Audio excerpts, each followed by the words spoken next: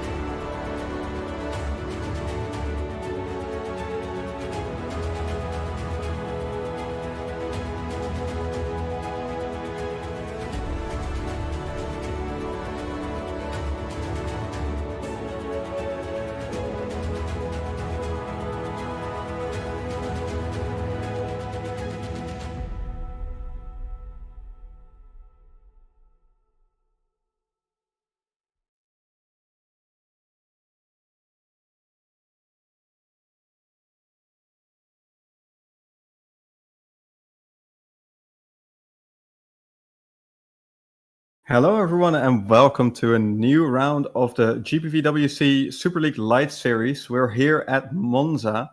2 weeks ago you saw us at the Belgian Grand Prix at Spa-Francorchamps where we saw our new champion being crowned, Liam de Waal. He is not here tonight because he has moved up to Super League. And that means, because Liam de Waal won every single round he raced in, that means we're going to get a first-time winner here this season.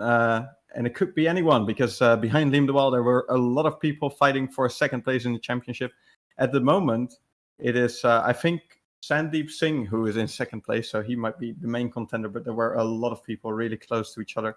And especially at a track like Monza, which is another low downforce, just like Spa-Francorchamps, another low downforce circuit, even more so low downforce than Spa-Francorchamps even.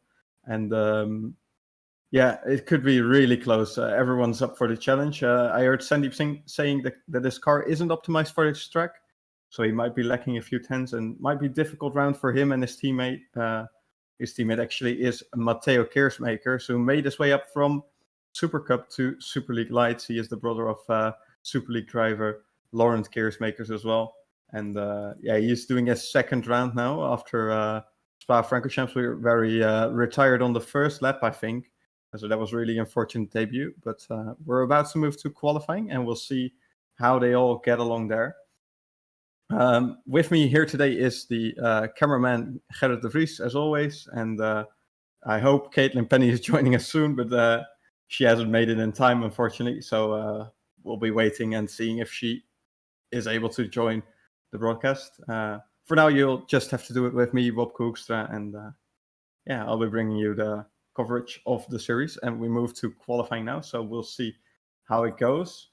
Actually want to look up who's taken pole position, because I also think it might be Liam who took pole position at every round, but I will have to check that because I'm not entirely sure. I missed a few rounds, so excuse me for that. Let's see. Always takes a bit to load up. We're going to go through the standings quickly then while that stuff loads up. In the standings, we have the driver standings. Liam de Waal, our champion, 250 points out of a possible 250. Francesconi on 98. Then we have, so Francesconi is second place. And then we have Sandeep Singh in third place, actually, with 93 points. Colin Spork, 88. Douwe Tappert, 82. Tied with Dino Paolini, also 82. Jack Mayer, who managed to miss out on a finish by just 1 meter in Spa-Francorchamps, so he will be really looking for redemption here at Monza. 74 points, and he's still within range of that second place. And yeah, behind that we have Thomas Wack, Leon Bock, and Frank Hemming completing the top 10. And interestingly, both Bock and Hemming, they are title contenders in the Super Cup, and they are only here for a maximum of 4 rounds. Bock has only done 3 rounds so far, and this is his 4th round for Scuderia Clay Geely. Frank Hemming has already completed 4 rounds, but they are both in the top 10 of the standings, which is really interesting, in my opinion. Sorry. And in the team standings then, we have Cenobite, which is the team Liam de Waal was driving for, and he's also the owner of. They have 338 points, and they have a massive lead there as well over Mayer Downert Racing Team, which is on 155 points. And then we have TM Tech Racing and TG tied on 144, and Powered by RSR on 129. So those are the main teams in the top 5 really that are challenging. Well, mainly for second place, just like the driver standings. We have a few new drivers here today as well. We have Urmas Rees, who is replacing Mike Quint at, I think it's Allied Esports by TCS, yes. And we also have Menno Klont, who is in the Zedric car instead of Heigo Koom today. And Menno Klont already drove one race in, as I see the Allied Esports car, just giving each other slipstream. That's a really nice tactic, and I think it could be very effective here. But yeah, Menno Klont, he already did the Australian Grand Prix, in which he unfortunately did not finish, so that's really unfortunate.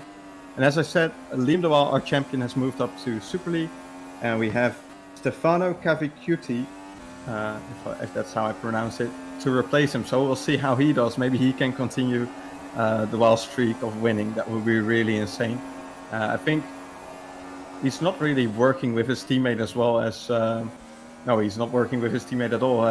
That's one thing we used to see, of course, with the WoW and Sport. A lot of the times they were giving each other slipstream, but at the moment it doesn't look like they're giving each other slipstream, although it might be the case that Cavaccuti gave Sport the slipstream. So we'll have to see.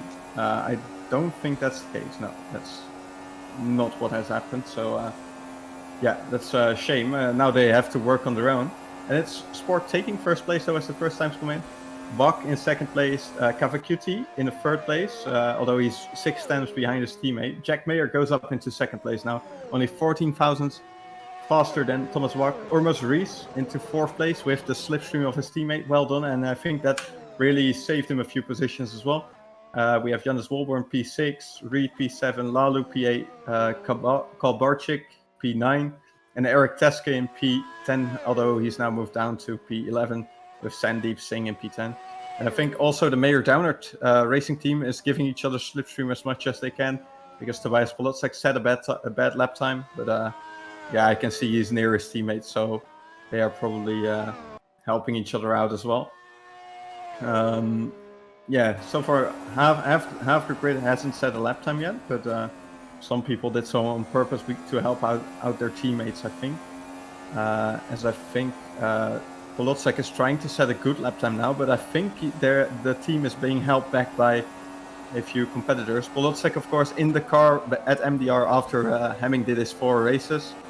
He made his debut in the Belgian Grand Prix after already racing in Super Cup in 2017, of course, but in Superleague Lights, he's made his debut last round. Unfortunately, it ended after just a single lap in Radeon.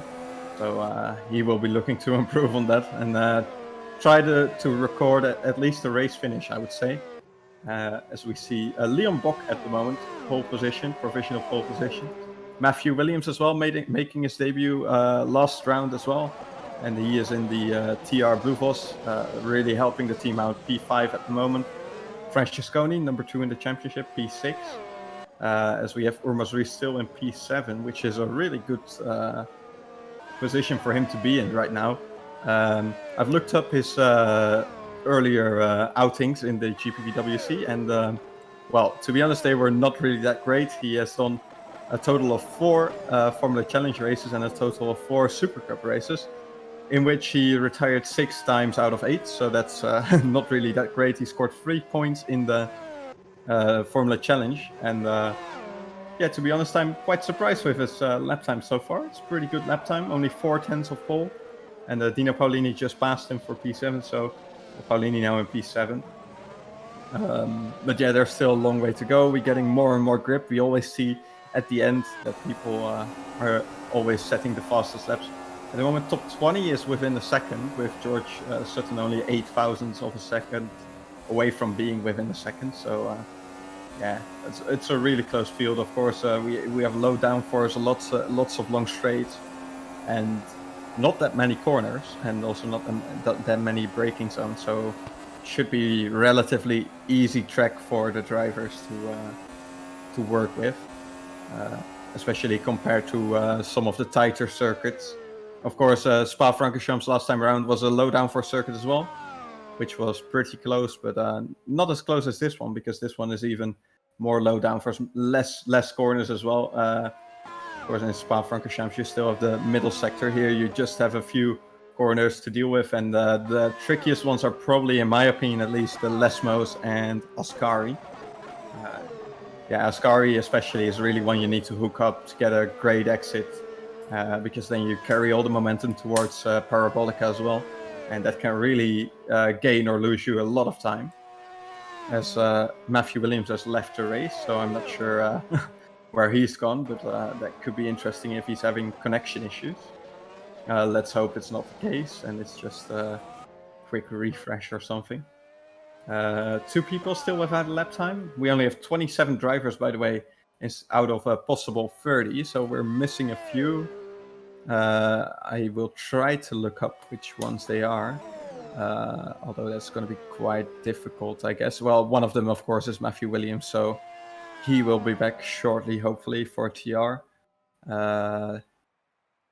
And I think I can only see one Royal Blue racing, which is Lalu, so we're missing his teammate. And finally, there is one more driver missing in that case, which is... well, I can't really find it. Okay, never mind then. Yeah, let's see how they do. Still Bok in first, who's on a lap again, although he just let a few people through, so I think he's just on his out lap now. Or is that his teammate? I can't really see it from this angle. Yes, it is his teammate, so he just provided his teammate with a bit of slipstream. His teammate in this case is Pascal Schmidt, who is 7/10 of the pace compared to his teammate, but yeah, he's been in the car I think for most of the season, although he's slowing down right now. Pascal Schmidt, yeah, except for the first round, he did all the rounds, and he scored his first points in Germany with a P11, which is a good result. 5 points so far on the board for him, and he'll be looking for more at this track. I think he's been on the pace quite a few times, but he's had some bad luck and some incidents that he was involved in, and he gives his teammate the slipstream now. Really good teamwork from Scuderia Clay Geely, and yeah, that's definitely going to help Bok in his vow for pole position, as Colin Spork is now also getting the slipstream from his teammate, although maybe it was the other way around. Oh, they just went out of the pit lane. That's also possible, of course. And I just got through that we're probably missing a Drake, as I just saw Thomas Wack taking evasive action out of the pits as a car was parked there on the pit lane exit, so that was interesting. Maybe he was waiting for blue flags, but if Wack was going to be able to go through without any issues, that's a really interesting one. So yeah, we're missing a Drake. I think Eric Teske is driving for Drake, and normally that would be Roy Stroten in the car as well, but he wasn't here for the last round, and we had I think it was Owen McGaughey in the car, or no, wait, it was his Thunderdogs teammate. It was Tom Stevens actually. So Tom Stevens, who did a round for Drake last time out, DNF from the race, but he's not here today, and neither is Stroten. So yeah, only one Drake, and that's correct. So thanks to the cameraman for providing me with that information. In the meantime, Paulini's moved up to 6th place. We have George Sutton with a good lap time in P7. That's really nice, although I think... Oh, this is interesting. So Urmas Rees, he was in 7th place, or in 8th place, but he has dropped down to 27th and last without a lap time because he had to switch the cars. I think he was in the wrong car.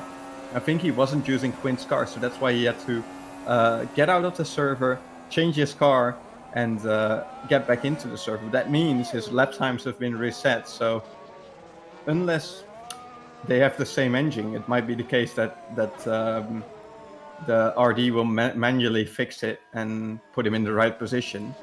I will quickly check if they have the same engine. They do. They both have a 100% engine, so technically the car should be the same, and the RD may decide to put him in the position he was in, but yeah, if that isn't the case, then he really needs to put a lap together now, right now. He's getting slipstream from his teammates, so a little help there. Always useful, of course. But he must watch out that he's not in the dirty air of his teammates. So going to be a tough one. And in the meantime, Polotzek up to P6. As we said, he's trying to improve from last round where he had the crash in lap 1. So P6 is a good start for that. I think Major Downard racing team with one of the best upgraded cars as well. Let's see really quickly. Yeah, MDR has the best developed car.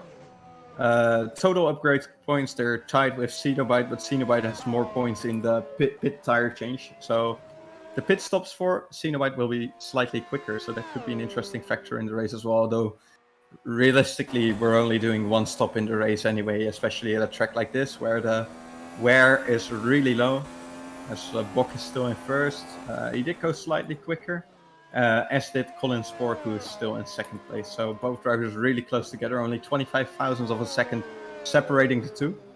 And yeah, both will be wanting to take that victory, the first victory that is not by Liam de Waal, which is really going to be the story of the day. Who's going to take that win? Might just be Leon Bok. Of course, he's starring in the Super Cup normally. I think he's currently in second place in the championship. Not totally sure. I want to make sure I get it right. I know he's fighting for the championship, but he's actually in the lead by 4 points over Quintai. So yeah, the championship leader in the Super Cup, also showing that he can do it in the Superleague Lights last round already, as he just finished 1.5 seconds behind the eventual winner and champion. Douwe Tapper moves up to third position. That's a really good lap. Only 81 thousandths of a second of pole. So that's a really good lap. As Thomas Wok now into third place. 32 thousandths of a second of first. So really close stuff here. The top 24 is within a second. Menno Klon 24th is still within a second. We have Eric Teske, who is crashed entering the pit lane, interestingly. And is reversing into the pit lane to make sure he can do another lap. As he just has enough time, but he has to leave the pit now if he wants to do another lap. We have two drivers still without a lap time. Urmas Rees and Matthias Canapino. Both are in the Allied Esports, so that's interesting. They might be starting from the back. Although they do seem to be going around the track, so that's interesting. Not really sure what's going on there. I mean, Urmas Rees can't have any penalties, so they might want to get him up the grid as far as possible. Not sure about Matthias Canapino. He might be with a penalty, so that might be why he is not doing any laps for himself.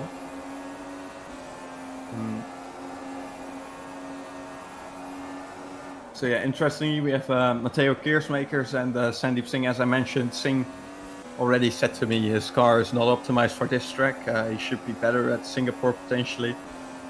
They did a lot of downforce upgrades and not that many of the drag upgrades. So they are currently in 10th and 12th and really showing that they are struggling. Although they're just half a second. It's quite a lot, half a second off. Thomas Walk already parked the car, so he will not do another lap. He's currently in third place, but that's looking good. And not sure how likely it is that many people will go quicker. As Francesconi just sets a lap, P5, and he calls it quits as well. P5, not too bad. Douwe Tapper is in the pits. Leon Bok is in the pits. I think Colin Spork is still doing a lap, so that could be one to watch for. I can't see his delta, unfortunately, so we'll have to wait and see. Saracino is coming around the final corner now. Let's see if he can make up some time from P10. He does go to P7, so that's a good lap by Saracino as well. 3/10 of pole. P7. Dino Paolini still on the lap as well. Polotzek as well, I think. As is Mayer. I think Mayer is trying to give...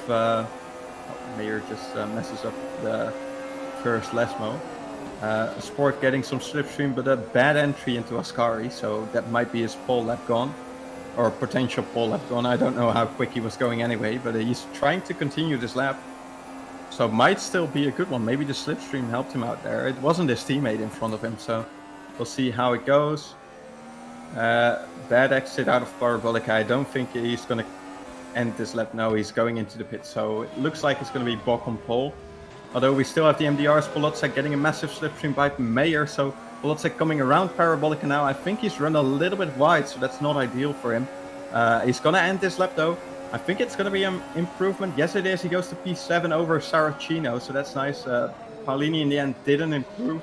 He was 20 thousandths of his own lap time, and Leon Bock is on pole position for this round, followed by Colin Spork, Thomas Wark, David Tapper, and Michael Francesconi in the top 5. Wow, that was really close. Only 25 thousandths of a second between 1 and 2, and 1/10 of a second separating the top 4, even the top 5 if you want to count 109. So that's really close. And yeah, pretty much all drivers within a second. Only Eric Teske missing out on that with 1.1 seconds. But he might have just had a bad lap or something. And Matthias Canapino as well, of course. He didn't set a lap time. I think he has a penalty. That might be why he is all the way down there. Urmas Rees, really interesting one. He's in P24 now. Although he did set a 22.0 before, which would have put him somewhere between 11th and 15th. So not sure what they're going to do about that. But if he's going to start in 24th, it's going to be a tough day for LID Sports, that's for sure. We also have Matthew Williams, of course, who still hasn't returned who still hasn't returned to the server. And yeah, that might be an interesting one as well. Will he return in time for the race? That's going to be the question. I think if he returns in time for the race, he will be there on his position that he should be. I don't know the lap time he set, though, so it could be anywhere in the middle of the grid.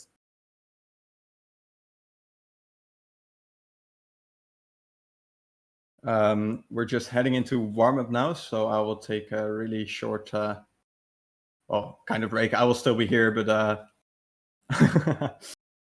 I need some rest before the race as well, because I'm still alone, unfortunately, and we're hoping still that Caitlin Penny is arriving soon, but for now we still haven't heard from her yet, so we'll see.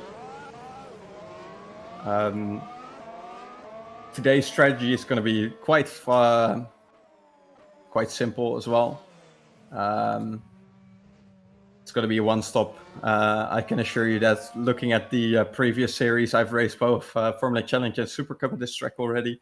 The tire wear is really low, and I can't imagine anyone going for a two-stop here as a legitimate strategy, unless they are really struggling with the tire wear for some reason. But then I don't think they will be able to fight for the higher positions.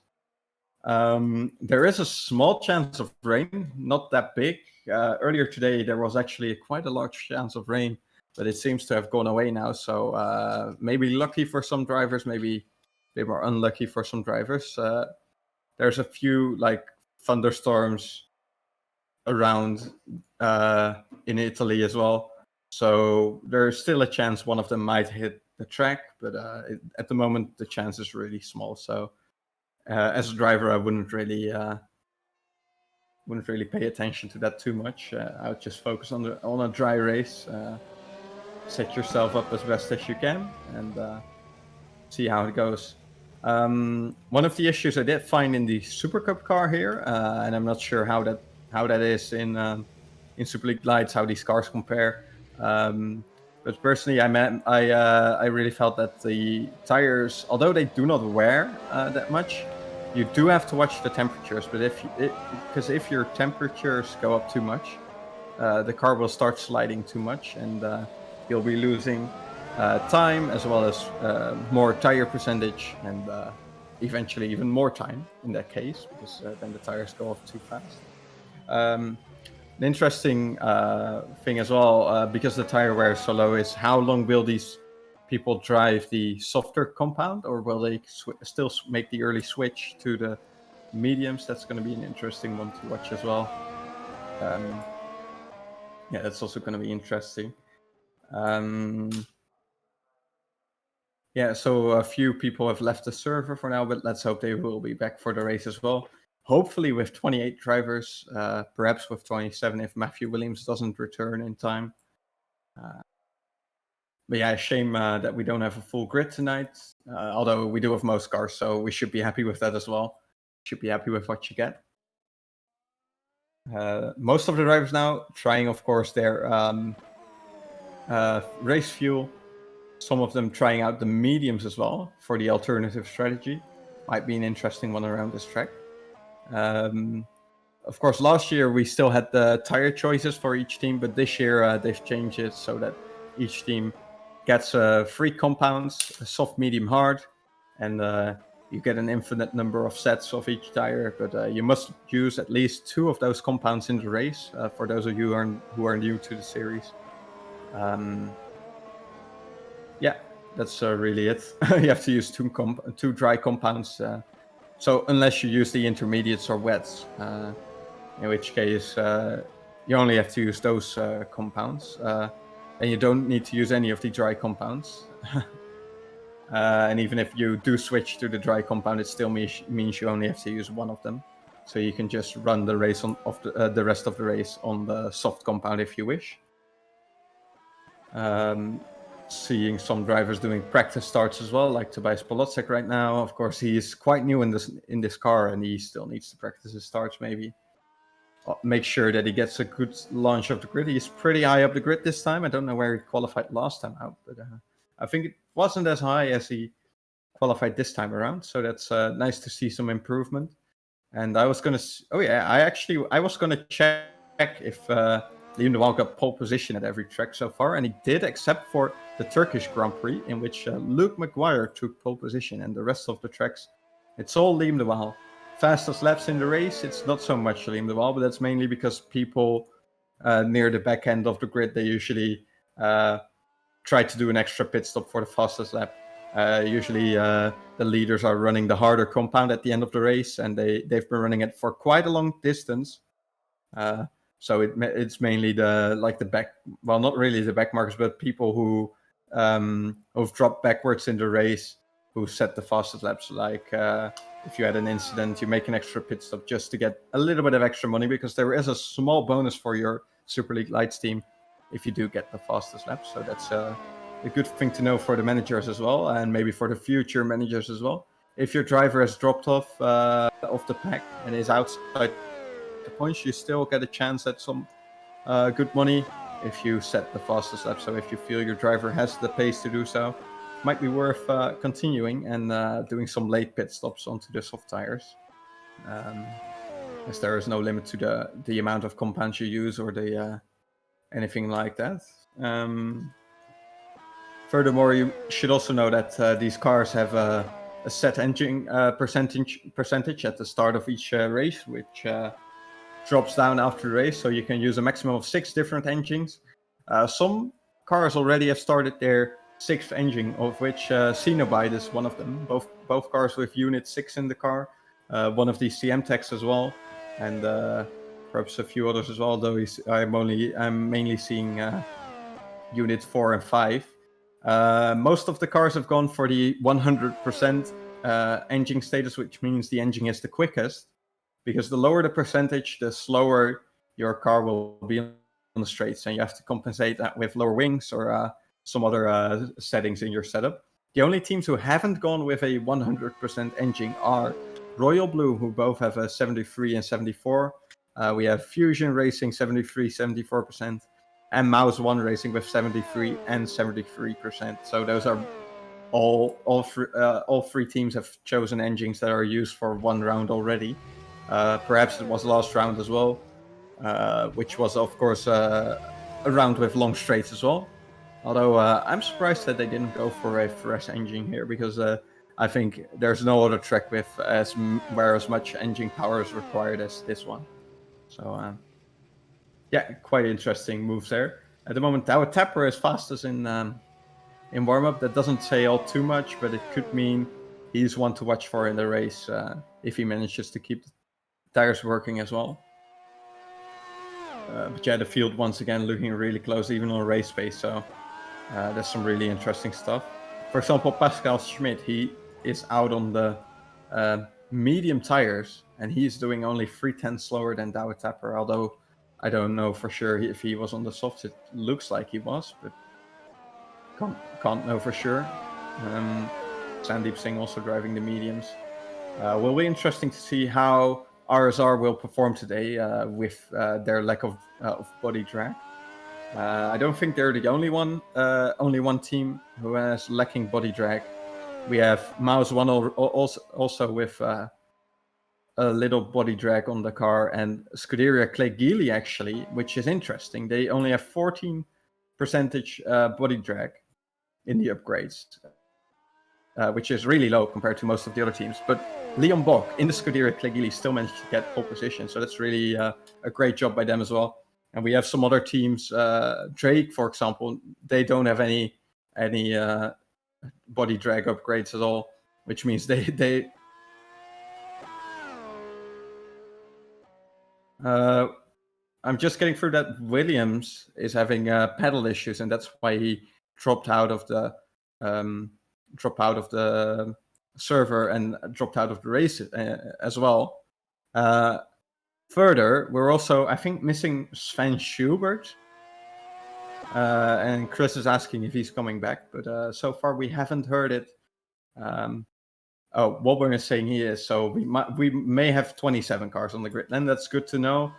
So yeah, Williams unfortunate because he was looking quite quick last round as well. I finished in P7, which is a really good result on your debut in this series. Finished in P7 for the team. The team which is in 10th place at the moment and fighting for even higher positions at the moment. So that's a real letdown for them as well. Yeah, we're moving to the race shortly, probably waiting for Schubert to come back though.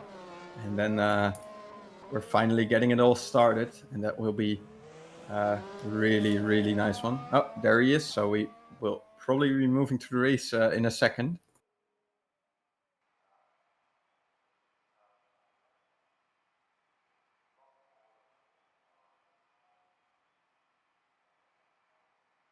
The grid is just being set, and we will go through the full grid, of course, when we move to the race session and when we start the formation lap.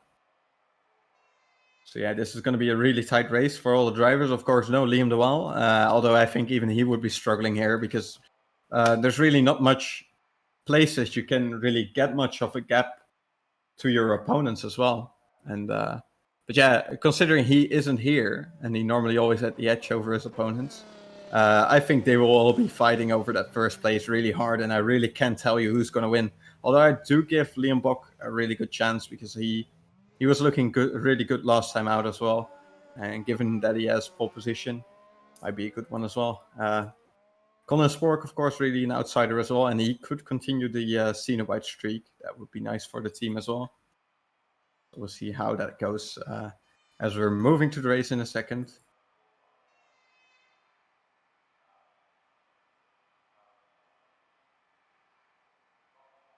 Attention grid, will all non-essential personnel leave the grid now? So it's going to be 44 laps today for the drivers. It might be a quick one because, of course, this is the quickest track on the calendar. So yeah, we might be going through this quite quickly, although there will be plenty of action during the race, I'm sure of that. As the drivers are making their way to the grid now. And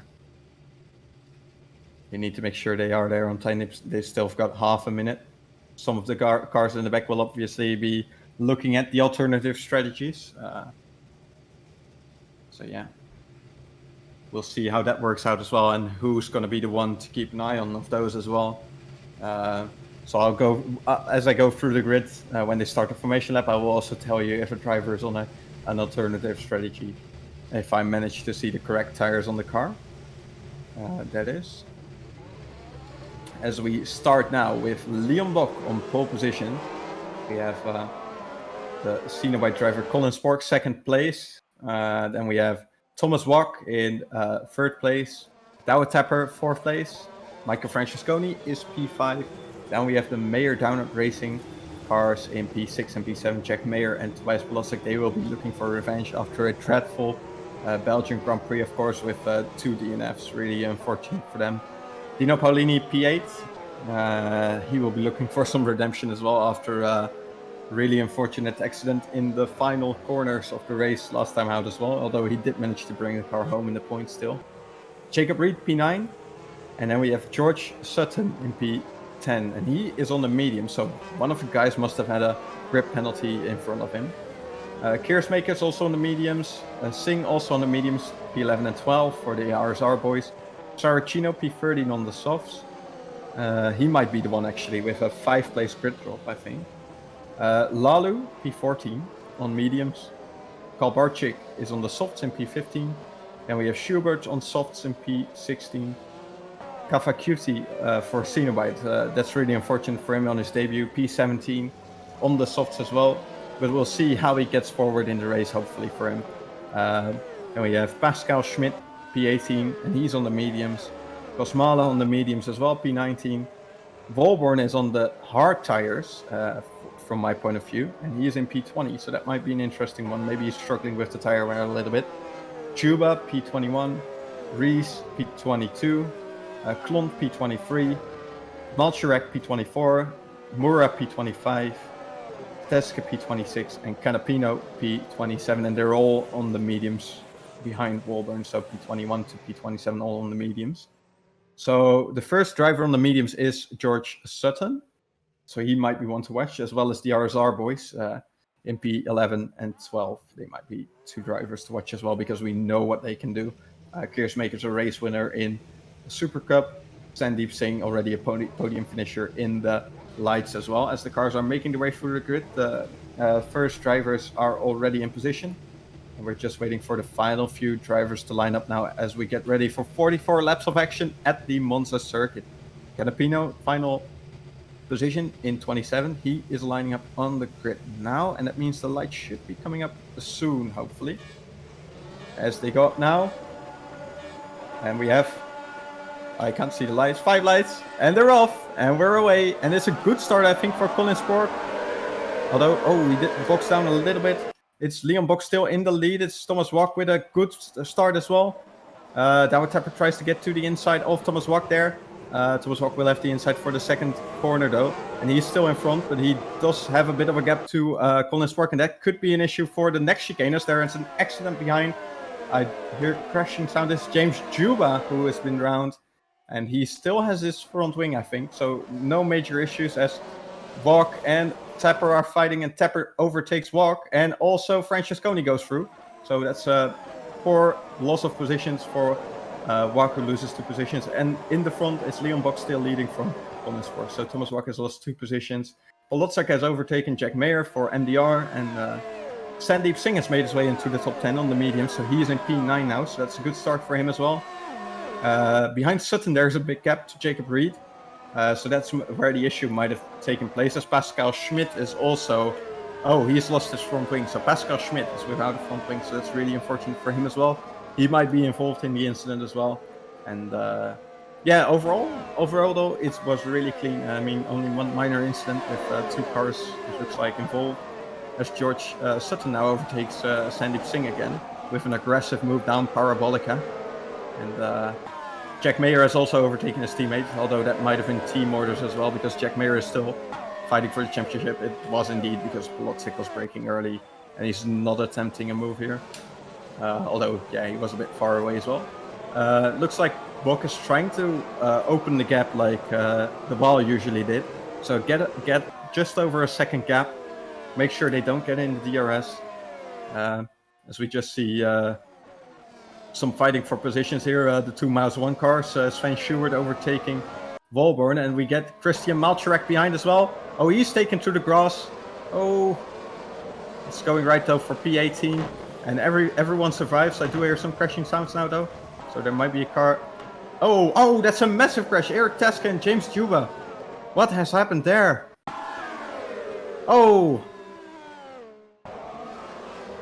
Yeah, that's a lag incident for Eric Teske, and he has crashed into James Juba. So really unfortunate for both drivers. Teske has lost both his wings. Juba has lost his front wing, and they were already near the end, near the back end of the field. But still, that's really unfortunate for both drivers, and they will be struggling to get any sort of result now, because that's massive damage for them. So they will be joining Pascal Schmidt near the end of the grid. where they already are right now. And Malcherek has had an issue as well. Malcherek has had an issue because he's gone off, I think. Yeah, Malcherek, he spun at Lesmo 1. Coming out of Lesmo 1, he spun on his own. Still has the wings on, so no massive issue there, but he has lost his... he has lost the car and he's lost some time, and he's in P24 now, which is basically lost if you discount all the members who have to make their way to the pits. Colin Spark, though, really getting close to the back of Leon Bok now, so that's an interesting fight to watch. Behind, everyone's still within touch, within DRS range, even Douwe Tapper. So Colin Spark just within DRS range, and we have Francesconi Walk. And then there's a little bit of a gap to Bayer. He might just be outside the DRS range, although he might also be in it.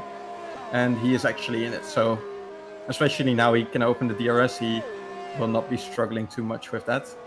George Sutton is the first car without DRS, so he is 1.2 seconds behind Dino Paolini, and he's lagging a little bit, so I hope for him his internet will be working fine.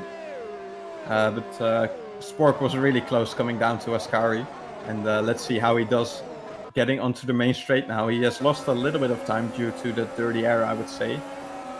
Behind, though, I think it's Douwe Tapper actually with a better run to Spork than Spork has to Leon Bok, although he does have DRS, so it might be hard for Tapper to overtake him. And yes, Tapper has no chance, but also Spork has no chance, so those guys all, line astern really. No one can actually do anything about the other cars. Sutton in 9th place is doing a good job on the mediums. Singh has lost the position to Jacob Reed, I think. Not really sure where that happened, but Reed has overtaken him for 10th place. It's a fight for P15, 3 cars involved. It's Rees, Lalu and Kavicuti, and they're all getting through into the second chicane clearly. They almost tried to make it 3 wide, but that was not going to work, and Rees got boxed in, so he couldn't do anything there. Really unfortunate for him, but he has to back down, and he's back to 17th place, although he's really looking feisty, and he's gonna make a move somewhere if he gets a chance. Sutton has dropped a little bit off Paolini, it looks like, and Saracino gets through on Singh in the meantime at Ascari. As we are looking to the front again, coming up to the straight, Sport takes a tighter line this time, so that might be an interesting tactic. But it doesn't seem to quite work out the way he wanted to. I think he's still too far away, but we'll see now. He opens the DRS. Tapper seems to be a little bit further away this time, so no worries from behind this time. Everyone else still within DRS, but they're all just a little bit too far away. Polotsek is actually out of DRS compared to from his teammates, so that's unfortunate. Saracino is trying to overtake Reed now on the straight, and Reed goes a bit deep into the first corner, but it's really tight, and they need to watch out. Sandeep Singh is trying to take them out around the outside. It's gonna be too wide then, because Reed has dropped off. It's Saracino and Singh now trying to fight into the second chicane. Singh has the inside, but he has to brake early because he needs to leave space for his competitor. They got stuck together. That's really unfortunate for Saracino, and I think that's a fair move. And there's a massive crash again. It's Keersmakers and Lalu who have crashed this time. And not sure what happened there this time. Let's see what happened. That's really, really unfortunate. So, because of that battle behind, Reed had to back off. He got tapped from behind by Kalbarczyk, and then we had a crash with Matteo Keersmakers, who also tried to avoid that action. And then we have Reed spinning on his own as well. Reed also spun the car. Massive things going on right now. A lot of drivers struggling. We have Lalu without a front wing. We have Matteo Keersmakers without a rear wing, who was just spinning the car again. Yeah, he was really unfortunate there. He loses his front wing now as well. And things just go from bad to worse for Keersmakers. And at the front still, everyone within each other's DRS, although there is a... Oh no, sorry, never mind. Everyone's still line astern. So only Polotsek has dropped a little bit of the pace compared to his teammates. So it's the top 6, then it's Polotsek and Paolini who are close together. Then we have Sutton and so Rees is in the pits as well. I think he got involved in that incident as well. Although I have to check it really quickly if that's the case. He was. So that was really unfortunate because Keersmakers tried to avoid a half-spinning car, and then Lalu ran into the back of him because he like the sudden drop of speed caught him off guard, and also caught Urmas Rees off guard, and both of them without a front wing, Keersmakers without a rear wing. So a lot of drivers, a lot of drivers already struggling in the early stages, and that just goes to show, if you keep clean, you're still well within a chance of good points, as Colin Sport looks to be quite close to Leon Bock, but he's taking an interesting line, in my opinion, through Parabolica. He's really taking a really tight line, which I think is losing you speed if you come out of the chicane. But yeah, maybe he wants to sit behind Bock for now, just to make sure that he doesn't cause any issues. Gets a good start, and we see Keersmakers, I think they're getting out of the way really clean. Really getting out of the way, off track even. So he's trying his best not to get involved with the other guys. And he can continue his way, but that's going to be a tough race for him. I don't think he's going to be scoring any points. And there is a lapped car in front of Leon Bock as well. I think that's Eric Teske, and the Drake, the only Drake. So this is going to be a poor round for Drake as well, who have only scored points with Sven de Vries, remember, who was an emergency for them. So both their primary drivers, although Eric Teske, this is only a second round, and a lag incident is always really unfortunate, but their drivers have not been able to score any points except for Sven de Vries, who was an emergency. So that's really unfortunate for them. Francesconi getting close to Tapper now into Parabolica, and we have the back marker. Oh, he might be getting in the way there. And that might be costing Tapper the position now. Tapper will not be happy with that. I think he was hoping that the back marker would get out of the way a bit earlier, just to give him that little bit extra. But now it's Francesconi looking to the inside. Tapper moving over aggressively, but he leaves the space. That's really nice defending. And Tapper takes the outside line, leaves the space. Francesconi does the cut back, but it doesn't quite work out. No, he doesn't make it. So that's really good fighting from these two guys, as Francesconi has another run into the second chicane, of course. Tapper defends the inside this time. Francesconi going to try to be braking late, but Tapper overshoots his braking a little bit, but that's just fine, I think, because the run here is not going to be massive, and he cuts off the inside there for Francesconi. All well within the rules and well defended by Douwe Tapper, but they have dropped out of the DRS zone of Colin Spork. So now it's just the top two remaining, and it will be a fight for third place behind.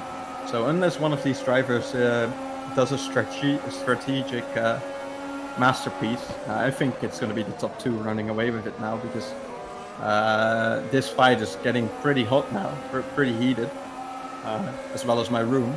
And these drivers, really not closing them down anytime soon, I think, as long as Francesconi keeps attacking Tapper, that is. Wack still behind, really close. Mayer still behind. Polocek, I think...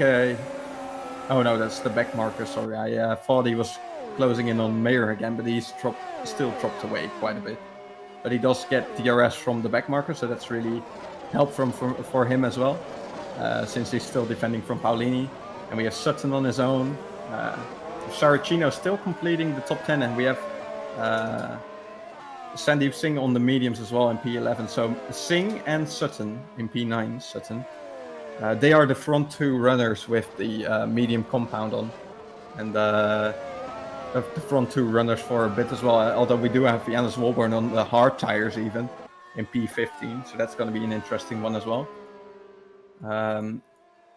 Not much happening in the front. It's all really close, but no one really seems to be able to do anything about the other cars. So he might have to wait for the pit stops for the real action to happen, as Jacob Reed actually pits in and he goes onto the medium tire, so he might be on a two-stop then.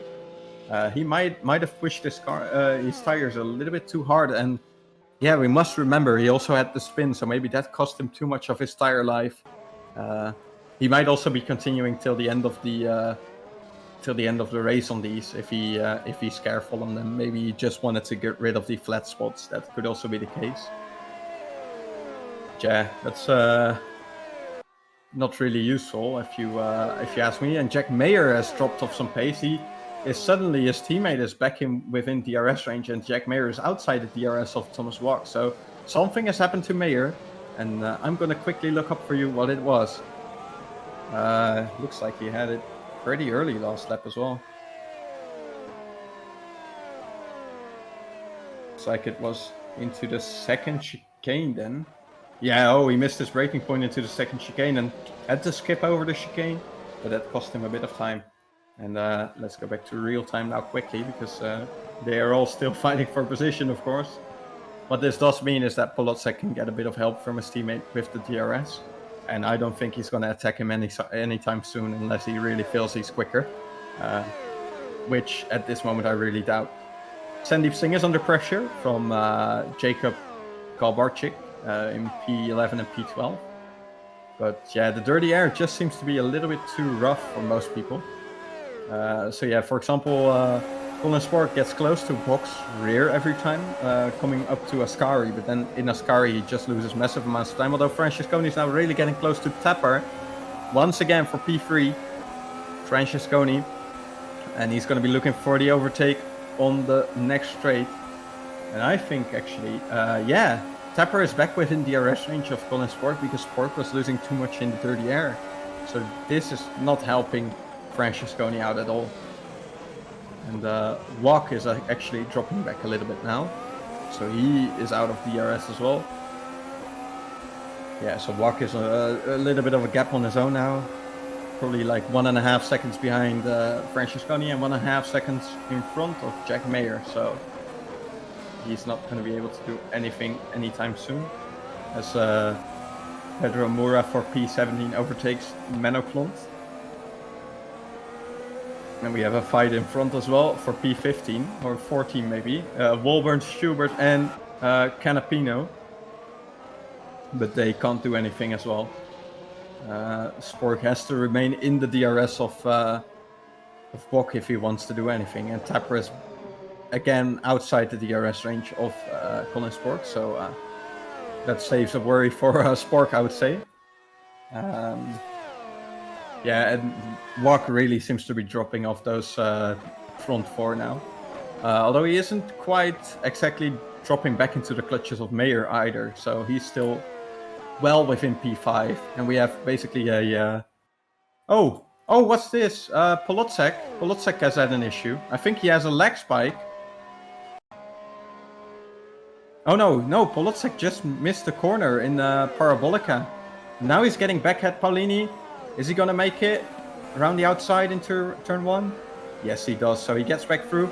So ultimately, that mistake didn't cost him any positions. And George Sutton is into the pits now. That's really early. And he's onto the wide tires, so on the hard tires now.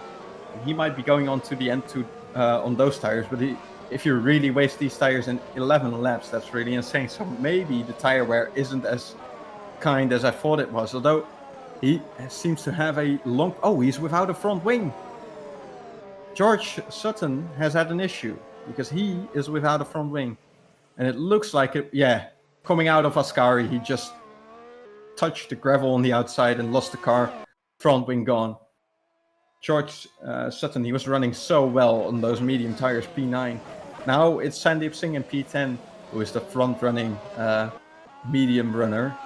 So he might be the one to watch now because George Sutton on the hard tires might be struggling to get forward.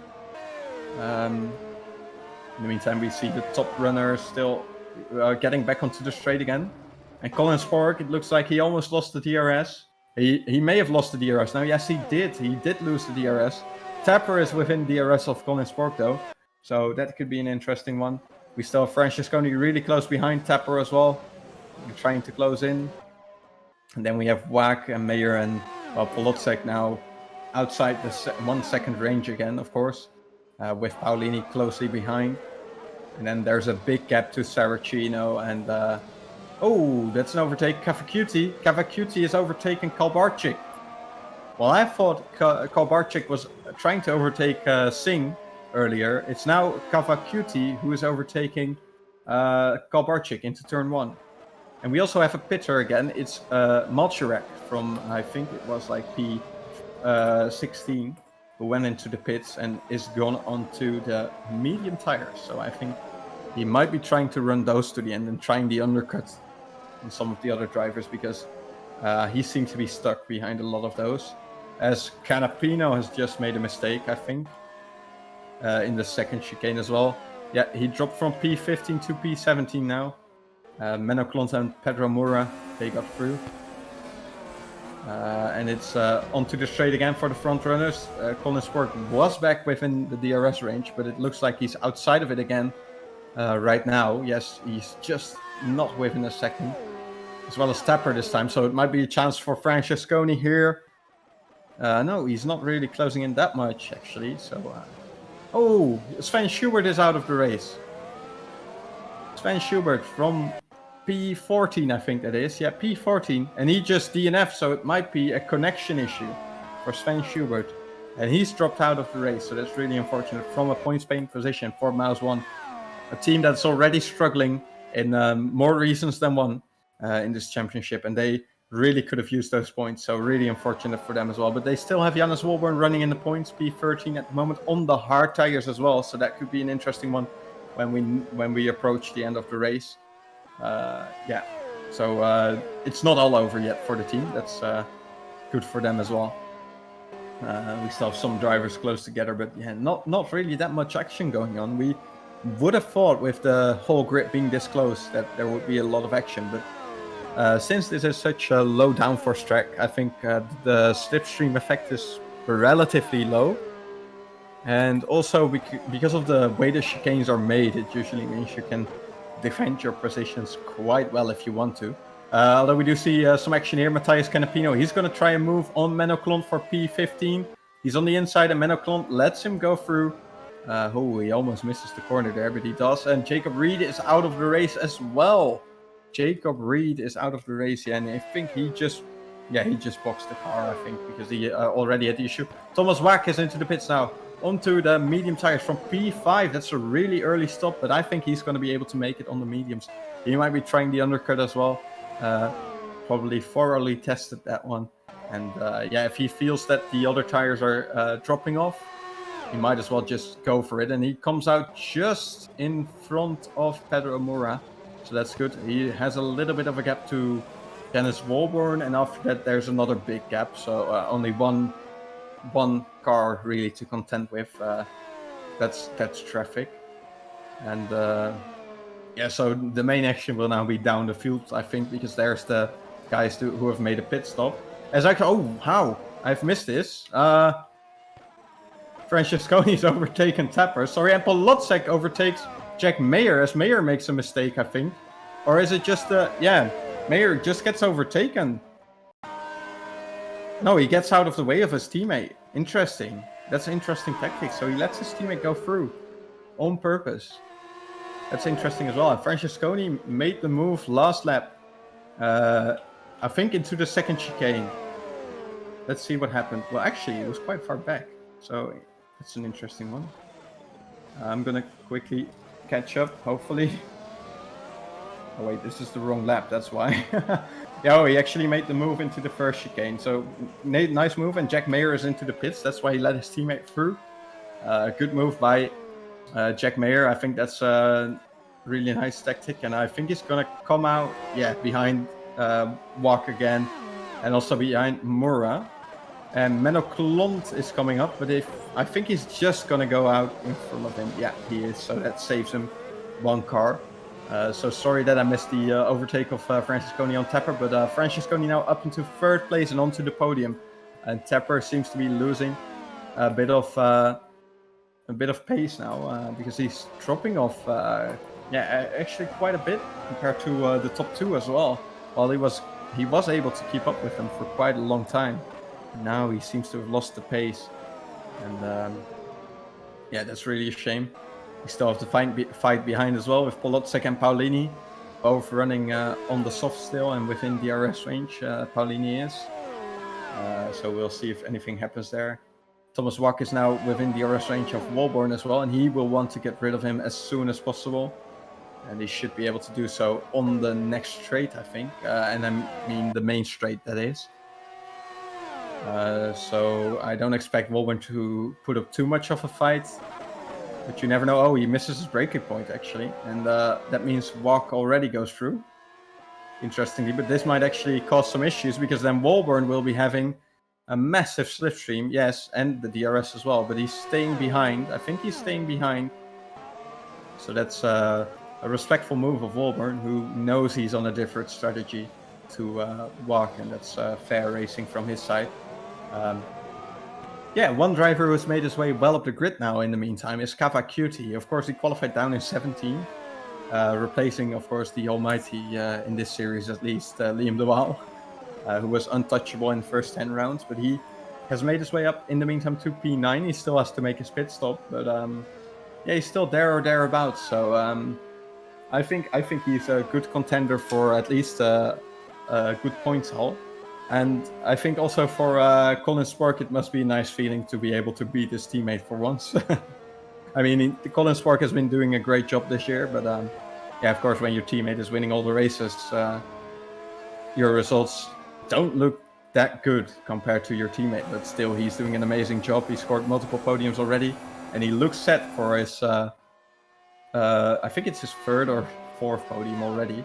And he looks set for a second place at the moment as Polocek is in. Polocek is into the pits now. I think Paolini might be answering that call soon. Let's see where he comes out.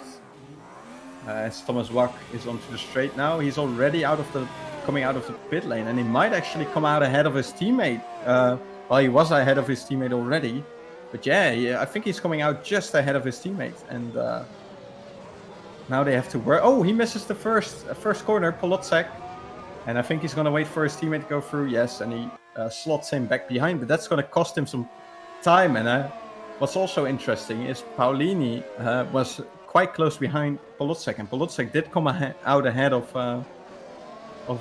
Mayer. So who knows where Paolini could come out compared to Mayer as well. And they have traffic to contend with now as well, as it's Pedro Moura and Janus Walburn now. 2 cars as well, which is going to be even more difficult, as Walburn really seems to be struggling on those set of hard tires. So we'll see how that goes. Mayer gets alongside of Walburn. Walburn lets him through. And Tapper is into the pits now, as well as Juba at the back of the grid, already 2 laps behind, and he's calling it a day. Juba is going to be the 3rd retirement of the race. So that's unfortunate for him. Douwe Tapper out of the pit lane. Is he going to come out ahead of Walk? Yeah, I think he is easily. Walk is only coming onto the pit straight now, and Tapper is out of the pit lane now. Oh, actually, it's really going to be close. It might be Walk ahead of Tapper. Yes, it is. Walk beats Tapper out of the pit lane, and the undercut seems to have worked, at least for now. And if he can make the tires last, that could be a really good one. And Tapper almost loses it coming out of the first chicane. And Polocek and Mayer are still struggling behind Moura. So this is going to cost them quite a bit of time. And this could be good for Paolini as well. So Paolini, he could be ahead of the MDR cars now. And they have made could have made a wrong decision. But I think Paolini has to watch out for Pedro Moura as well. Because if you, of course, if you end up in the middle of the traffic, yeah, you're also going to be contending with the same issues. So he needs to watch for that as well, and we'll see how that goes. He's closing up though. Paolini is closing up to Leon Bock, interestingly, if we look at the gaps. So that's an interesting one. Of course, we have Sandeep Singh now up to 6th place, and he is running the medium, so we'll see how long he goes on. In the meantime, yeah, we still have 24 runners, 2 lapped cars at the moment, Keersmakers and Teska both, because they lost their rear wing in a lag incident and in an unfortunate racing incident as well, where Keersmakers tried to make an evasive move, as Cavacuti and Saracino are into the pits now. Saracino from P5, Cavacuti from P7, I think it was. And oh, they almost crash into each other. That must be a unsafe release for Saracino, I think, because he came out of the box while Cavacuti was coming up. So that could be one for the stewards to look into. And so far, it looks like Walk has the edge on Tapper, as he is almost a full second ahead. So Tapper is still within DRS range, but if he can get that cleared, it could be a very good one for Thomas Walk, and he is doing a good job on those tires. As we see Pedro Moura and Tobias Polocek, and Polocek gets through. And both the MDR cars have now cleared Pedro Moura, and I think this is the right time for Paolini to pit. if he wants to make a pit stop from the soft tires. We'll see what he does though. As we come around the final corner, Leon Bock. Bock doesn't go into the pits. Spork also not. And Francesconi is continuing as well. And I think Paulini is pitting now. So this is the right decision if you ask me. And we'll see where he comes out. Hopefully, for him at least, he will be coming out near the MDR cars. Could be in front, could be in the middle. It's going to be an exciting one. We have to watch the MDR cars. They are coming around the final corner right now. And we'll see where they are coming out, because this is a strategical battle as Kalbarczyk is into the pits as well. Paulini is already driving out of the pit lane. Paulini is out of the pit lane now. Mayer is going to pass him, but I think Polocek is going to be losing out there. Yeah, Polocek is going to be behind Paulini, I think. He's not going to make that. No, he isn't. He's very close, though, to the back of him. So he might try a move into the second chicane. We'll see. So Jack Mayer is able to keep the position. Polocek, though, loses out to the CM Tech car. Although he does try and move around on the inside. No, he doesn't go for it. Paulini defends well. Goes to the middle of the road, leaving Polocek a really tight line or the outside line. And we have Urmas Rees into the pits again as well for a second stop. Of course, he had the issue in the beginning of the race as well, where he lost his front wing. And I think he's also got some more damage repairs to do as well now, because he had quite a long pit stop for a Lights team. As Colin Spork is now into the pits. So P2 into the pits now. Francesconi follows him in. So they have to watch out as well for the rejoins. Although, yeah, Francesconi pit box is in front of Sporks. And I think Sporks should have a good stop. I think their pit stop upgrades are pretty quick. So it's going to be interesting. And Sandeep Singh overtakes them, obviously, because he still needs to make his pit stop. Thomas Wack, though, want to see where he comes out compared to Francesconi. I think he's going to pass him. Thomas Wack goes into 4th place for now, and that's P3 on track, basically, because he still has Sandeep Singh in front of him, and Sandeep Singh still needs to make his pit stop. So Wack, I know Polocek overtakes Paulini. So Polocek back through on Paulini, and he retakes the place that was his before. And Wack really did a good job, and Francesconi lost out to Tapper as well, and he lost out quite massively, I think, in that one, because he is almost a full second behind Tapper now. So that could be a tough one. This could be a three-way battle for the win. Of course, Wack is going to be struggling because he did a few extra laps on the mediums already, and those tires might be going up near the end of the race. Who knows?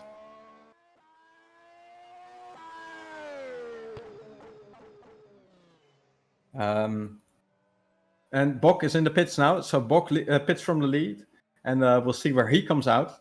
I don't know the pit stop upgrades of the Clay Geely, but if they have a bad pit stop, this might be really close for the lead, because Colin Spork had a really quick pit stop. He's into the box now, and it looks quite solid. Colin Spork is onto the straight now. Bock is out, and I think, this is going to be really tight. Spork has the overspeed, and Spork is going to be able to brake late. He is, and he beats him. Colin Spork is into the lead now, in front of Leon Bock, and Leon Bock has to overtake his rival now on track. So this is going to be a really tough one. We still have the fight for 3rd place behind as well, with Wack, Tapper, and Francesconi. Francesconi almost outside the 1 second range though. So Francesconi might be struggling to get back into this fight, even though he was the one running in 3rd before the pit stop. So this is going to be all tough for them. And I think, Polocek seems to be running quite quick on those mediums, as well as Mayer. So they might still be within a chance of catching up to this 3-car train as well. And of course, Bock will now be the one fighting against Spork. And that's the main battle to watch. But Spork seems to be pulling a tiny bit of a gap right now. So Spork doing a good job in front. Although he isn't the leader on track. The leader on track is Sandeep Singh in his RSR car with the alternative strategy, of course, on the medium. So we'll see when he comes in for a set of softs. And we're just halfway through now. So we still have half the race to go. So this is going to be really exciting. It's, just taking a little bit of water, of course, in this heat. It's important to stay hydrated. Also, you guys watching, make sure you stay hydrated if you're suffering from the same heat as I am. And even if you aren't, always stay hydrated. So that's an important message. Let's get that out there as well.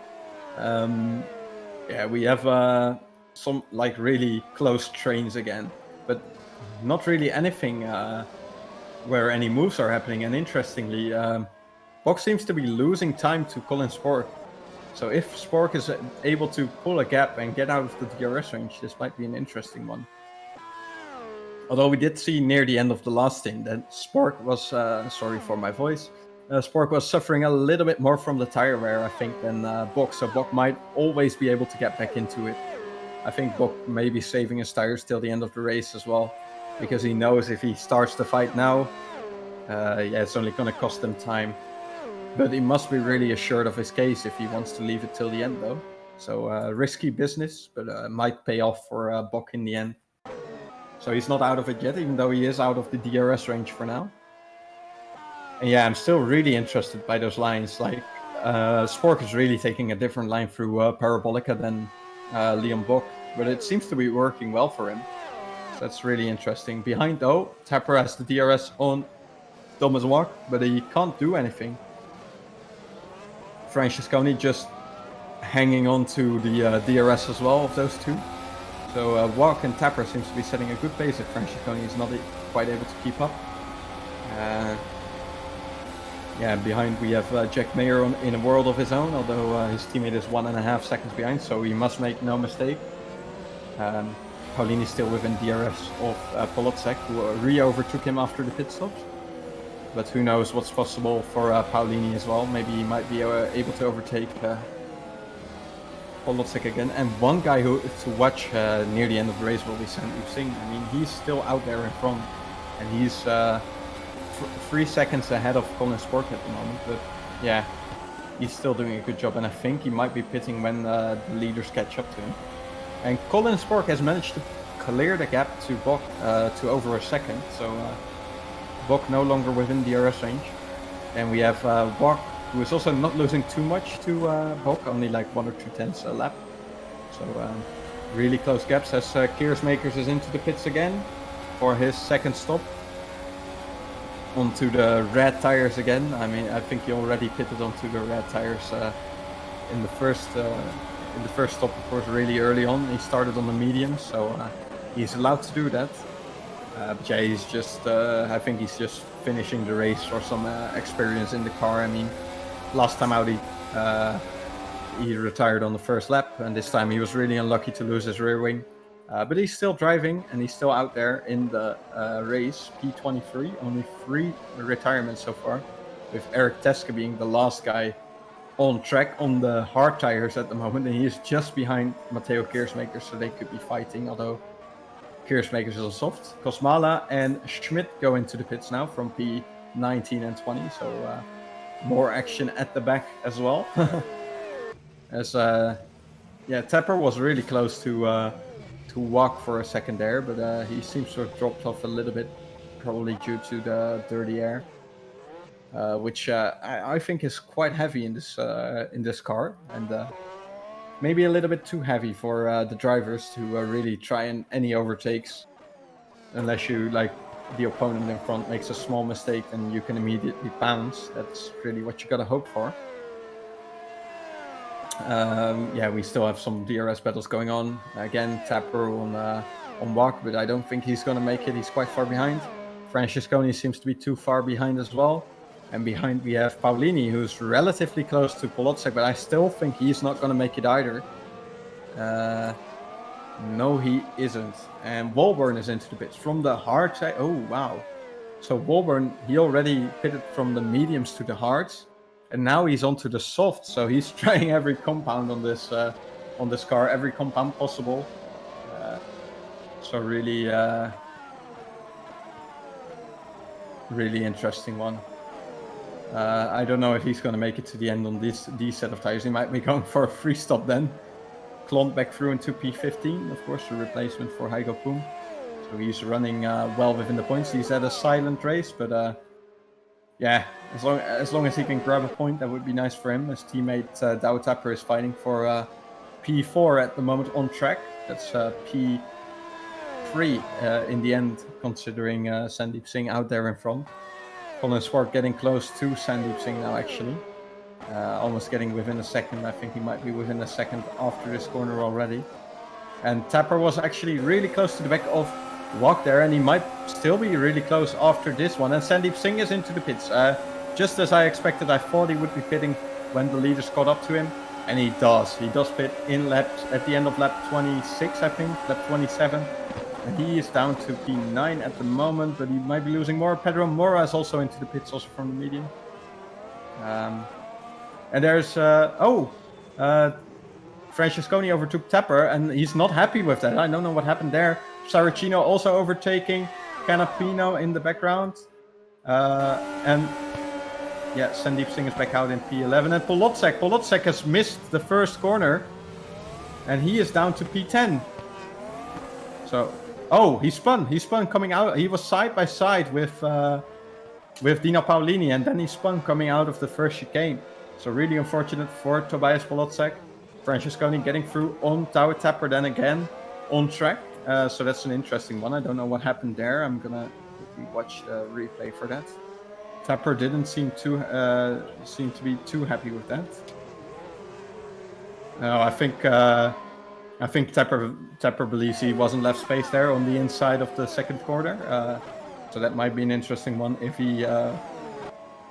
he goes to the stewards with that. Now Colin Spork is back into the lead though, with Sandeep Singh making his pit stop down to P11, as I just said. He's quite a bit behind the rest of the field though, so 6 seconds or 5.5 seconds behind the rest of the pack, but he is on the fresh soft tires, so he might be able to catch up then. And Leon Bock seems to be closing in a little bit again on Colin Spork, so that's an interesting one as well. Francesconi side by side with Thomas Wopke out of the first chicane. Wopke leaving space on the inside there of Curva Grande, and they go into the second chicane, of which I don't know the name, and if I did, I probably wouldn't be able to pronounce it. He goes to the outside, brakes late, and makes the move for P3 on track, and that's a great move by Francesconi, and he's up to P3 now. And now Douwe Tapper also has to follow through if he wants anything out of this race, because Douwe Tapper was looking good.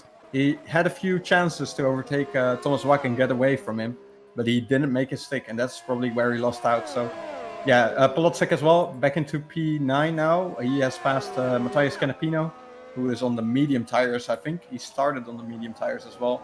It looks like he did, yeah, so he still has to make his pit stop. I think he's going to be able to do that soon. Probably this lap or the next. He seems to be dropping off the pace quite massively. So, yeah, a lot of action going on all of a sudden, and when it happens, it all comes at once, of course. So I only have 2 eyes, and I miss all the action. But yeah, I think we're caught up now. Pretty much, yeah. Leon Bock still just not within the DRS range, 1.1 seconds.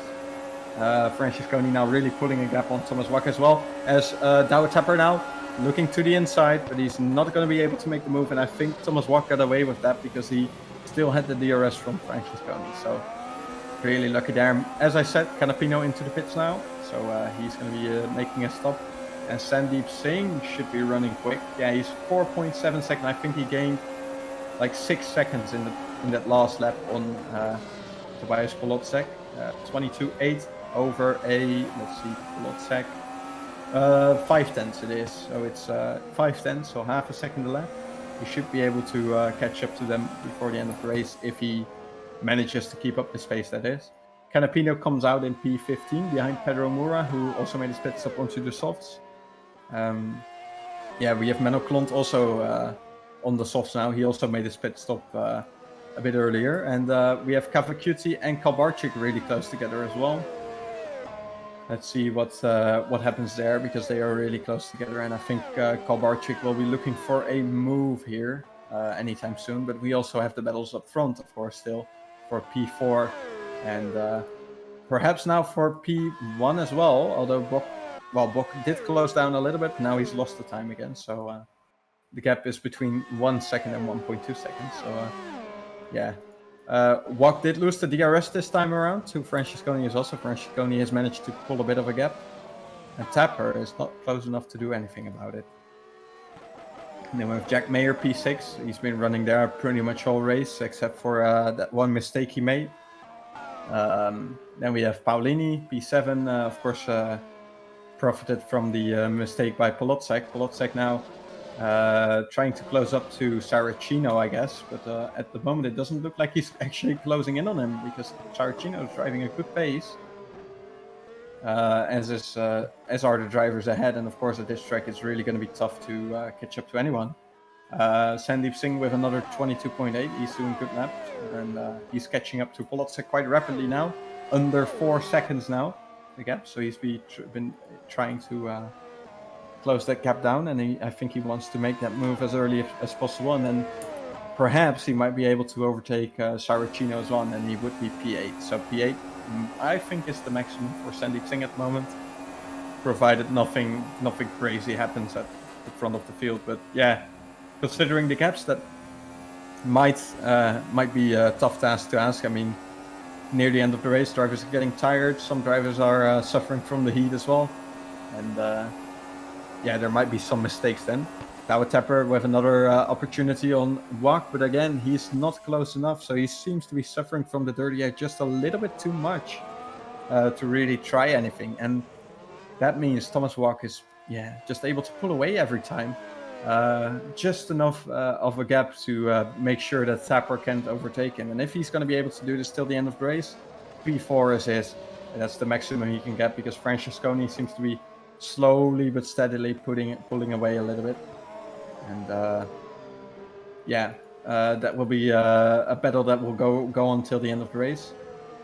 Tapper getting closer in the middle sector, but then losing time again in the dirty air every single lap. So that's a really interesting one. Let's see if there's any more fights coming up soon or happening at the moment even. I don't really see any. Actually, Kalbarczyk seems to have lost the DRS to Kavakuti. So Kavakuti seems to have overtaken Kalbarczyk, perhaps for P11. P11 from P17 on the grid. Not a bad day for Kavakuti, and good points for Cenobite as well, which is going to help them wrap up the team's championship as well as soon as they can. I mean, they're not quite there yet. I think the earliest opportunity was at Singapore for them, which is the next round after this one. But yeah, Colin is leading the race right now, so he is doing the maximum he can. But you can score a lot of points if you finish P2. So the thing is, a lot of teams can score. A team can score a lot of points in one round, 45 to be exact, if you score a 1-2 at every round. Oh! Tapper and Wopke in the second chicane. Tapper was on the inside and Wopke went sideways. Not sure if that was due to contact. No, he just lost it under the brakes, and he was lucky to actually keep that car in a straight line, and he's into P5 now. So Tapper back where he was before the pit stop, he's in P4 now, and he was lucky to get away with that as well. I think both drivers got away with that quite okay, and Wopke is lucky not to lose any other positions, although Jack Mayer might be coming up soon. And the tires won't have been too happy with that, so he needs to be careful on that as well. I can see a massive flat spot on the left front as well. So yeah, that was a big lockup for Thomas Wopke, and we'll see what his pace does now, the following laps. But yeah, that fight is over then. Tapper has made a move, and he got through to P4. Well done to Douwe Tapper. And Kavakuti, oh, that's a back marker. I thought Kavakuti was going to be in a fight then. That's a back marker he's going through. So at least some action going on there. It's Eric Teske, the only lap driver still in the race, with Gearsmakers out of the race with suspension damage, and Kosmala, who just retired as well a lap ago. Not sure what happened there. Kosmala, did anything happen to him?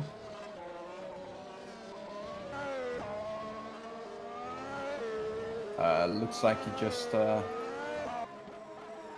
Oh no, yeah, he crashed. So Kosmala crashed, and I think out of Lesmo 2, and I think Gearsmakers probably also crashed. No, Gearsmakers actually parked the car in the pit lane, so to save the engine. So the suspension damage must be from the earlier incident, that it was unrepairable. Interestingly, Leon Bock is back within DRS range of Colin Spork, so now getting into the final quarter of the race. And Leon Bock is picking up the pace again, so will be interesting to watch. Is he going to be able to overtake Colin Spork on track and without any issues?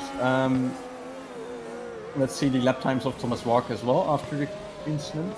Looks like Mayer is slowly catching him up, so that could be an interesting one for the end of the race. Yeah, although it doesn't seem too fast, but it's only 1.4 seconds the gap. So maybe just needs to get back into a rhythm. That's also possible. Let's see how Leon Bok closes into Colin Sport then, because I don't think there's many battles going on. Pedro Moura with Menno Klont for P13 might be one, with Canapino just 2 seconds behind as well on softs, although both of them are on softs as well. Other than that, it's all just 1 or 2 seconds gap. Oh, actually here, George Sutton, I think he just may have overtaken Walburn because they were side by side, but now Sutton is almost a second ahead. It's for P16. And Malcherek now overtaking Walburn for P17, is he? Walburn brakes late, Walburn brakes later and late enough and keeps the position for now. So the Fusion cars running on the edge of the points, but just 16th and 18th. That's 0 points for them. So close with no cigar. And actually Thomas Wopke seems to be losing pace, so he may be in within an issue with Mayer as well. But we look to the front now on the straight. Leon Bok with the DRS. He's not close enough this time, but he is closing up slowly but steady. I think it's like 1/10 every lap, but by the time we come to the end of the race, that will be enough. And Colin Spork has a little bit of a wiggle there coming out of the corner. Yeah, and Jack Mayer definitely catching up now. He's picked up the pace, I think. He smells blood, and he's within a second now of Thomas Wopke as well. So that mistake may have cost him a little bit of time and a little bit too much of his tires as well. So we'll see how that goes.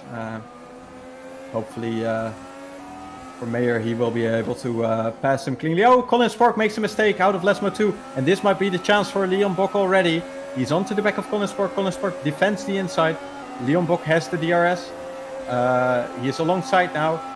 Outside of Oscar is always going to be hard. He puts the car in position, but he can't make it stick. So Colin Spork stays ahead, but that was a mistake there from Colin Spork, and he needs to avoid that because next time it might be costing him the position, and it might even cost him this time if Leon Bok gets a good run onto the straight now. Colin Spork, a small lockup again in Parabolica, but that isn't too bad if you do that. So we'll see the gap now. 0.5 of a second on the start finish. Leon Bok with the DRS again, and if he closes up enough, he might be able to do a move into the second chicane perhaps. Although, Colin Spork runs a little bit wide out of the first corner there. And yeah, this is a good run for Leon Bok. He might be looking into the second chicane. I think he's just too far away, but who knows? He does seem to have quite a bit of slipstream, so yeah, he's definitely just making sure Colin knows he's there. Oh, Colin Spork again with the mistake. Spork is really feeling the pressure now. Spork needs to stay calm. He needs to stay calm in this situation. Of course, it's new for him. He's a young driver with not much experience, but he needs to stay calm in this position and needs to make sure he doesn't bin the car. I mean, even if he finishes P2, it would be a great achievement for Colin Spork. So he needs to make sure that he keeps the car in one piece, and he needs to stay calm. Braking on the grass again, Colin Spork. Oh, he needs to really watch out there. You can see Bok suffering from the dirty air though, but Bok is really getting close now, and Colin Spork can really feel that heat. We have the battle for P5 as well in the meantime. Mayer and Wopke, but Mayer seems to be just too far away right now. Leon Bok is close now, and he's closer than he was before, and I think he might be going for a move into turn 1 here. I think Colin Spork is in the middle of the track now. He's going to defend the inside. Leon Bok goes to the outside. Leon Bok goes to the outside, and they're braking late. And that's a fair move. And Colin Spork just about left him enough space, but couldn't get the traction into the second corner. That's a great move for P1. Leon Bok is back into the lead, and he is going to win this race now, I think, because Colin Spork will be having a tough time getting back through. Although he still has the DRS to aid him, of course. And that's what Leon Bok needed to overtake him in the first place as well. So this race is still not over. And let's see what Colin Spork can do from second place now. But the main thing for both of these guys now is to keep the car in one piece and make sure they get to the end. So Leon Bok now P1. Colin Sport P2, and Michael Francesconi, he is in P3, and he is only a few seconds down the road. So if something happens, he will be there to pick up the pieces as well. Now behind we have Mayer still within DRS of Thomas Wach. And actually, Sandeep Singh has closed the gap to Polotczek, so Sandeep Singh might be going for a move for P9 soon. He's of course on the fresh, soft tires compared to Polotczek's older, medium tires. And of course, Polotczek also had a small spin, so those tires won't be too happy either. So let's see what happens there. Colin Spork, I think he's too far away to try anything on Leon Bock right now. Let's look at the rest of the field. Mayer seems to be too far away from Thomas Wach as well. Polotczek and Singh might be interesting on the straight. Singh, with a lot of grip, might be able to make a move there. He does seem to be pretty close. Spork is not going to be able to do anything at Leon Bock, just making sure, and Mayer is also not going to be able to do anything with Wach. But then we have Sandeep Singh now really close to Polotczek. And Polotczek is able to keep on to the position for now, but maybe Sandeep Singh can do anything into the second chicane. Then he gets a good traction out of the first chicane. He gets a good run, and he might be able to pull alongside here. Probably Polotczek will defend the inside. He doesn't actually. And Sandeep Singh might be braking late. Yes, he's braking very late, but he makes the move stick, and Polotczek has to yield the position. Singh is up to 9th place, and that's a great move by Sandeep Singh. And now he's going to be trying to make his way up to Saracino, and actually I think they've lost quite a bit of time in the process, because they are 27 seconds behind the lead now, which was less for Sandeep Singh, and the gap to Saracino is now almost 7 seconds, so that's going to be a tough one. He needs to gain over a second a lap to Saracino, but at least he got P9, so that's good for him. And let's see what's going to be happening here.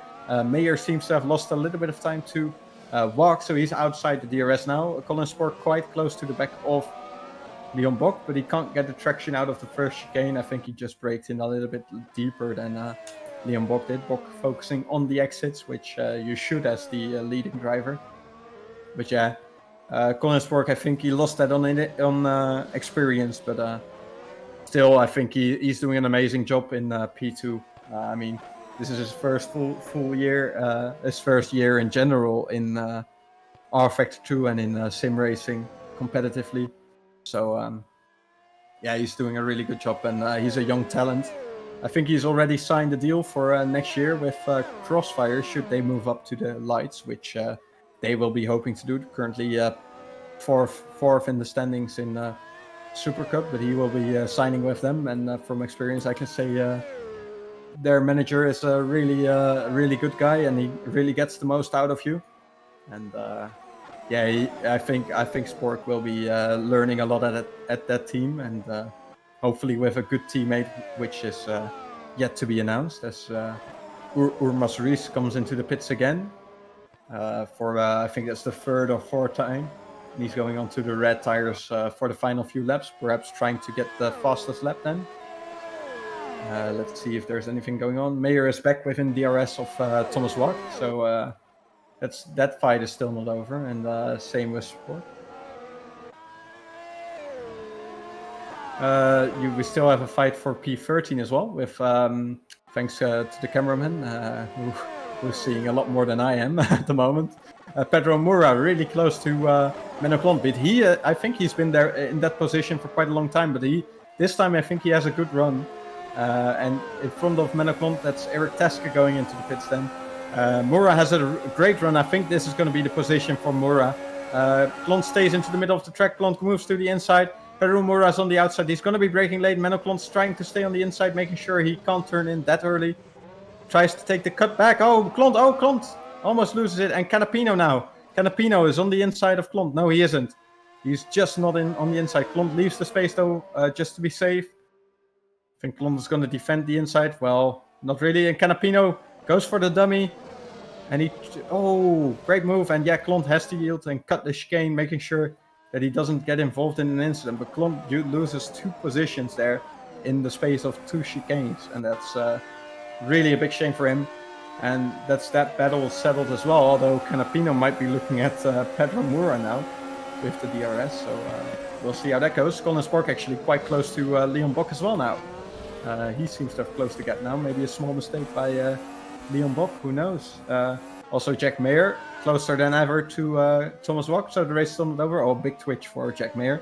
That cost him a little bit of time and a good run to the second chicane. So we have to watch multiple places at the same time. Canapino now on Mura coming onto the straight, so I'll quickly watch that one until they're off the straight, because I don't think in the middle of the lap there's really a big opportunity for overtaking unless someone makes a mistake. Which it doesn't look like. So Mura, holds on to the position. Colin Spork, still within the DRS range, but not close enough, I think. And the same, I think, can be said for Mayer, although he does have a good exit out of the Ascari. So this could be an interesting one. If Mayer gets a good parabolica, then he could be on for a good run out of the final corner and onto the straight. He's closing in already on the back straight. He goes wide. Oh, he misses his braking point and understeers off almost. And that's going to cost him some time. And that's another lap saved for Thomas Wok. So Thomas Wok still in P5. Mayer still in P6. And Polotczek is outside the DRS of Singh as well, so there's nothing that can be done there as well, unless Singh's tires start to go off. I don't know how long the softs will go. I know from Singh that he could make them last a long time, but he had to pick up the pace for this one, so might be a bit of a shorter lifespan, as I just saw Saracino lock up in front. But he's still over 5 seconds away, so I don't think he's going to make that. We just have 2 laps to go, I think.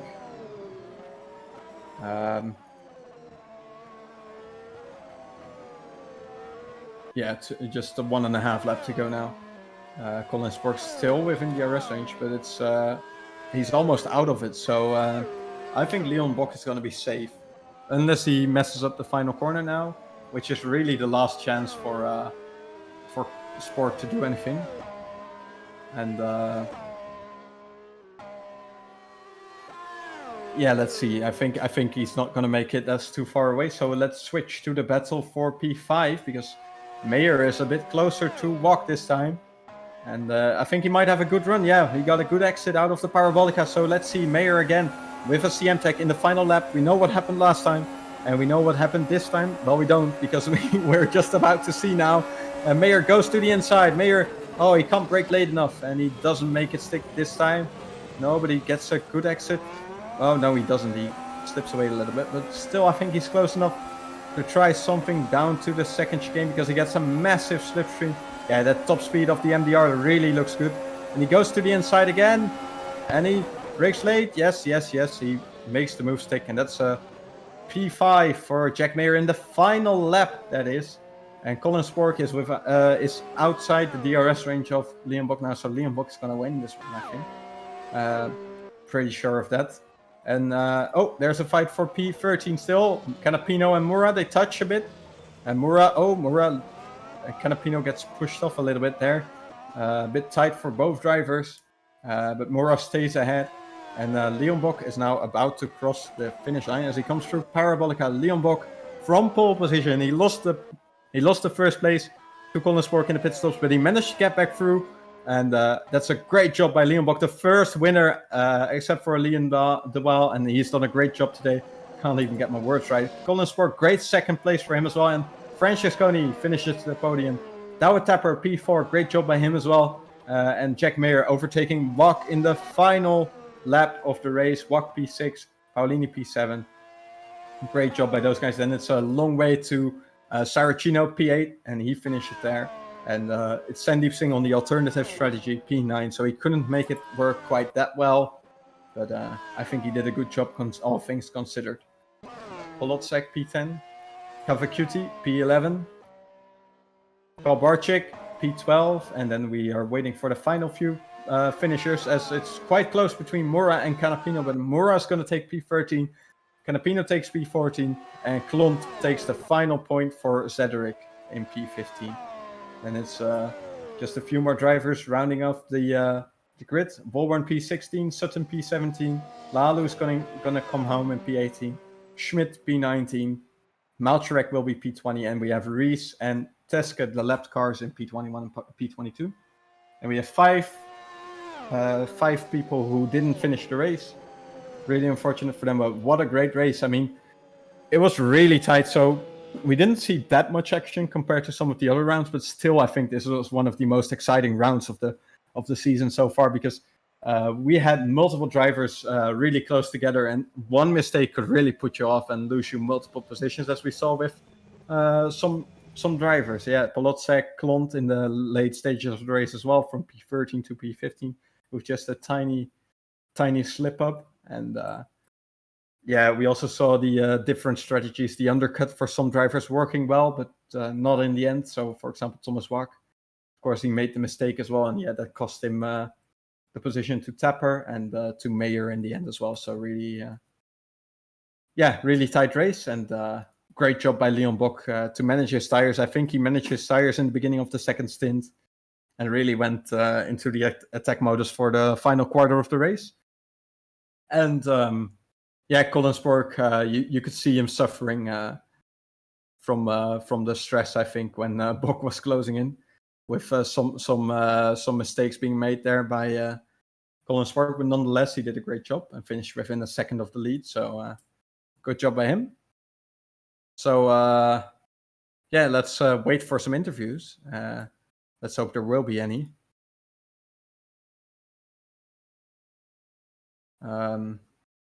In the meantime, we can discuss that there will be a Super League race tomorrow, which will be at the same track. So make sure to tune in for that one as well. And in 2 weeks' time, we will be back as well with Singapore, which will be a completely different circuit to this one. So I'm really looking forward to that one as well. Street circuit, of course. Nighttime really looks beautiful as well. And yeah, high downforce, of course, being a street circuit, that is. So I guess we'll wait just a little bit longer for people to give them a chance to come into the interview room, as we see Colin Spork arriving then. So let's drag him in, I guess, into the green room first. And there we have the second place finisher, Colin Spork then. Well done, Colin. Shame you couldn't hold on to the win, I guess. But yeah, how was the race for you? Very good race. I mean, Leon did a fantastic job. It was close. I mean, after 44 laps, finishing in the second, it's amazing. Also, Michael did an amazing job, and of course, Stefano in his debut V11, amazing job.